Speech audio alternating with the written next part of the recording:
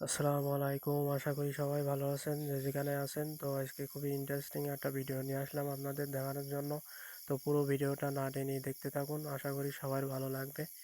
তো আজকে আপনাদের দেখাবো 1 ফিট বাই 2 ফিটের টাইলসই কীভাবে পুটিং দিলে টাইলস মজবুত হবে আর কাজটা অনেক সুন্দর হবে, সেই বিষয়ে আজকে আপনাদের কিছু জানাবো।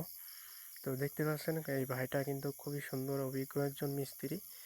তো সে টাইলসগুলো লাগাইছে, আসলে দেখতে অনেক সুন্দর লাগছে, অনেক চমৎকার লাগছে, তার হাতের কাজটাও অনেক সুন্দর। তো এখন সে কিন্তু আছে এখানে পুটিং দিচ্ছে টাইলসে। তো এইখানে দেখতে পাচ্ছেন আমরা এখন আছে এখানে পুটিংটা ব্যবহার করছি। এই সিমেন্টটা কিন্তু কালো সিমেন্ট ব্যবহার করছি আমরা। তো কালো সিমেন্ট ব্যবহার করার কারণ, এটা একটা কিচিং রুম ফ্লোরের টাইলসে যদি কালো সিমেন্ট ব্যবহার করা হয়, সেই ক্ষেত্রে টাইলসটা কিন্তু অনেক সুন্দর মজবুত হবে, অনেক দিন কিন্তু লাস্টিং করবে। তো সেই জন্য কিন্তু আমরা এটা কালো সিমেন্ট ব্যবহার করছি। তো দেখতে পাচ্ছেন খুবই চমৎকারভাবে কিন্তু সে পুডিং দিচ্ছে টাইলসে। আর পুডিংটা মালটা আসলে সিমেন্টটা আমরা কিন্তু নরম করে বানাইছি যাতে টাইলসের ভেতরে সিমেন্টটা ভালোভাবে যায়। আর অনেক দিন যাতে টাইলসটা কম না হলেও যদি একটা টাইলস লাগানোর পরে যদি 20 বছর না যায়, সেই ক্ষেত্রে কিন্তু সেখানে মালিকের ডবল টাকা লাগে টাইলস আবার দ্বিতীয়বার যদি সেখানে লাগানো হয়। তো 20 বছর না গেলেই কিন্তু একটা টাইলস লাগাই কোনো মূল্য নেই। তো দেখতে পাচ্ছেন এই টাইলসটা কিন্তু খুবই চমৎকার টাইলস, দেখতেও অনেক সুন্দর দেখা যাচ্ছে। আর সিমেন্টটা যে আমরা ব্যবহার করছি, পুটিংটা যে দিচ্ছি খুবই সুন্দর করে সে কিন্তু পুটিং দিয়ে যাচ্ছে।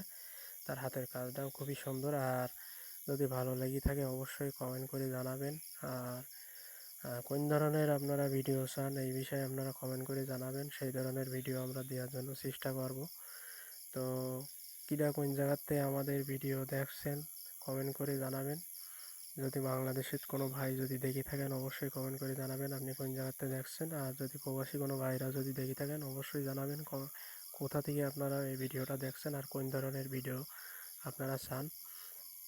তো আপনারা যারা নতুন, যারা কাজ শেখেন, যারা আসলে পুডিং দিতে জানেন না, শুধু তারাই এই ভিডিওটা দেখবেন, আশা করি আপনাদের ভালো লাগবে। আপনারা অনেক কাজ শিখতে পারবেন দেখি, কারণ ভিডিওর মাধ্যমে কিন্তু কাজগুলো শেখা যায় যদি আপনার আগ্রহ থেকে থাকে। তো দেখতে পাচ্ছেন পুডিং দেওয়ার নিয়ম, কীভাবে পুডিং দিচ্ছি। এইভাবে আপনারা যদি আসলে সিমেন্টটা নরম করে যদি এইভাবে পুডিং দেন অনেক দিন লাস্টিং করবে। তো প্রথমে আগে পাতলা করে সিমেন্টটা আগে ভেতরে দিয়ে নেবেন, এইভাবে যেভাবে দিচ্ছি আমরা। তো এইভাবে চাপ দিয়ে ভেতরে যদি দেওয়া হয়, সেই ক্ষেত্রে টাইলসটার ভেতরে সিমেন্টটা সব জায়গায় যাবে, গেলেই কিন্তু টাইলসটা অনেক মজবুত হবে, অনেক দিন লাস্টিং করবে।